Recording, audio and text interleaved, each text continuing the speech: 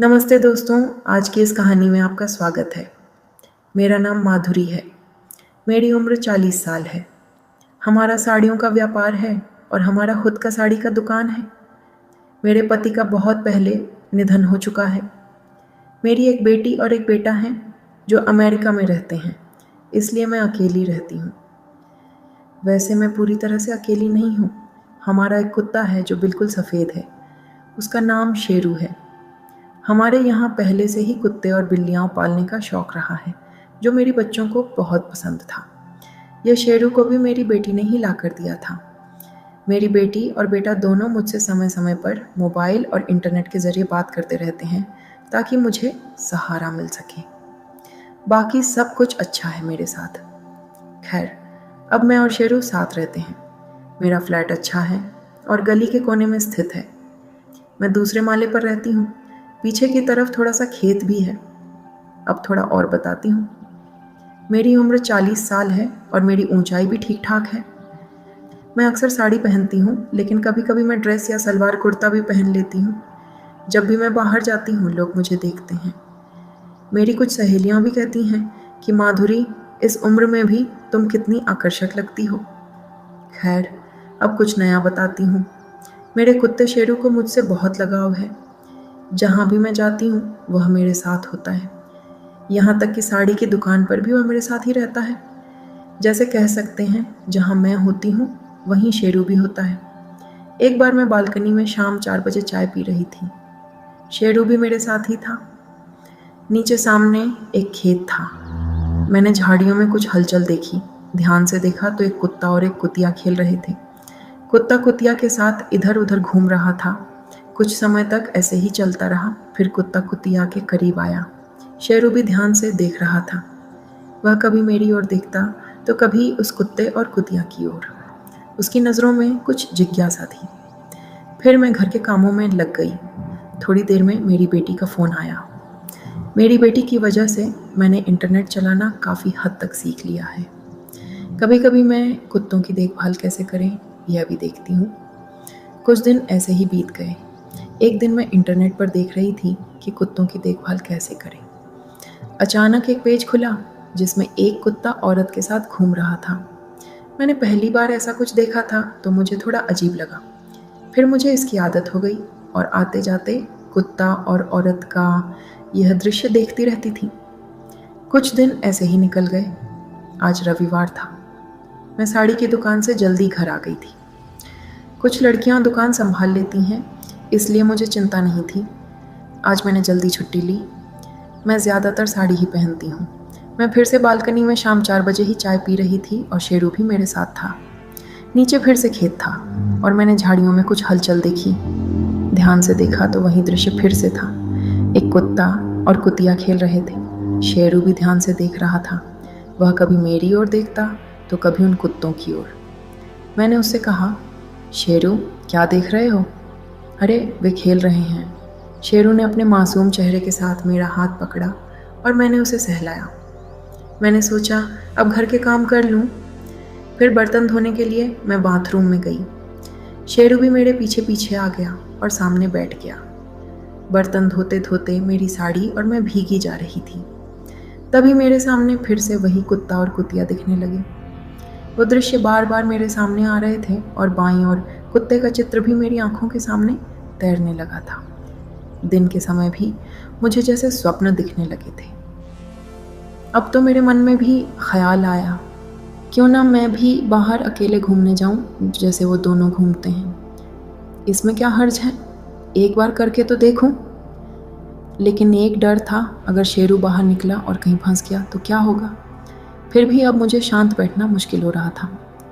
पाव साल का मौसम था। घर में काफ़ी अंधेरा हो गया था। बाहर का गेट और खिड़कियां बंद थीं और अब घर में अचानक किसी के आने का भी सवाल नहीं था। मैंने धुले हुए बर्तन बाथरूम से बाहर लाकर रखी।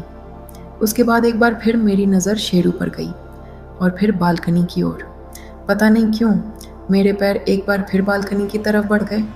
मैं बालकनी में गई और पीछे पीछे शेरू भी आ गया, लेकिन फिर से मैं अंदर आ गई। मुझे थोड़ी बेचैनी हो रही थी। मैंने एक कप चाय बनाई और बालकनी में जाकर बैठ गई।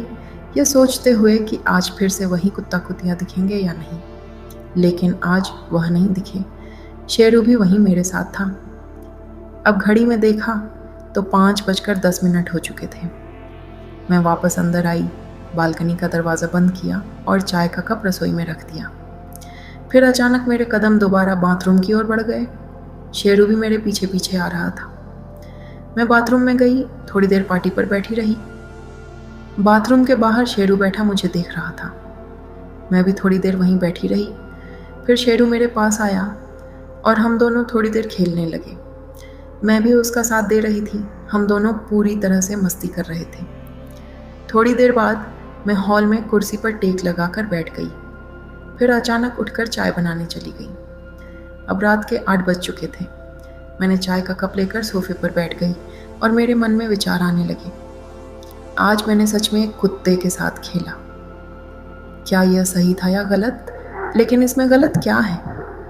जो खुशी मैंने आज महसूस की वह पहले कभी नहीं की थी। मैं सोफे पर बैठी चाय के घूंट ले रही थी, लेकिन मेरे विचार चलते जा रहे थे। हर किसी को खुशी चाहिए होती है, मुझे भी, और शेरू को भी। आज उसे भी एक हड्डी मिली और वह भी एक औरत की। ये सब सोचते हुए जब घड़ी में देखा तो रात के 10:20 हो चुके थे। मुझे याद आया कि मैंने खेलना शाम 5 बजे शुरू किया था और अब करीब 5 घंटा बीत चुका था। आज जो खुशी मैंने महसूस की वह पहले कभी नहीं की थी। पता नहीं क्यों। आज मुझे खाना बनाने का मन नहीं था तो मैंने बाहर से खाना मंगवा लिया। मुझे पता था कि हमेशा की तरह मेरी बेटी या बेटा मुझे वीडियो कॉल करेंगे, तभी मेरा खाना भी आ चुका था। मैं एक तरफ अपनी बेटी से वीडियो कॉल पर बात करने लगी थी और साथ ही खाना भी खा रही थी। शेरू भी मेरे पास बैठा अपना खाना खा रहा था। ठीक रात के 11:20 पर मेरे बेटे का वीडियो कॉल आया। हम करीब आधे घंटे तक बात करते रहे। अब रात काफ़ी हो चुकी थी। मैंने घर के सारे काम ख़त्म किए और सोचा कि थोड़ा इंटरनेट देख लूँ। मैंने फिर से वही औरत और कुत्ते के चित्र देखने शुरू किए। 5-6 वीडियो देखकर मैंने घर की सारी लाइट बंद कर दी और फिर शेरू को आवाज़ लगाई। तब शेरू तुरंत उठकर मेरे बेडरूम में आ गया। फिर मैंने उसे बेड पर चढ़ने को कहा। शेरू उछलकर बेड पर आ गया और हम थोड़ी देर और खेले। फिर हम सो गए। अब मुझे अपनी ज़िंदगी में किसी साथी की कमी महसूस नहीं होती थी और मैं खुशी खुशी अपने घर में रहने लगी थी। अब जब भी समय मिलता है मैं अपनी बेटी और बेटे को घर बुला लेती हूँ। वे आते हैं, कुछ दिन रुकते हैं और फिर चले जाते हैं। घर में अब मैं और शेरू ही हमेशा रहते हैं, इसलिए हम मिलकर अपना अकेलापन दूर करते हुए खुशी खुशी रहते हैं। समय बीतता गया और मेरे और शेरू के बीच का बंधन और मजबूत होता गया। दिन भर वह मेरे साथ रहता था और जब भी मैं अकेलापन महसूस करती वह मुझे अपनी मासूम आँखों से देखता, जैसे वह जानता हो कि मुझे उसकी कितनी ज़रूरत है। अब वह मेरा सबसे करीबी साथी बन गया था। पहले जहाँ मैं अपने जीवन में अकेलापन महसूस करती थी, अब मुझे हर पल एक नया साथी मिल चुका था जिसके साथ मैं अपना समय बिता सकती थी। एक दिन मैं फिर से बालकनी में चाय पी रही थी। मौसम कुछ ठंडा था और हवा भी हल्की हल्की चल रही थी।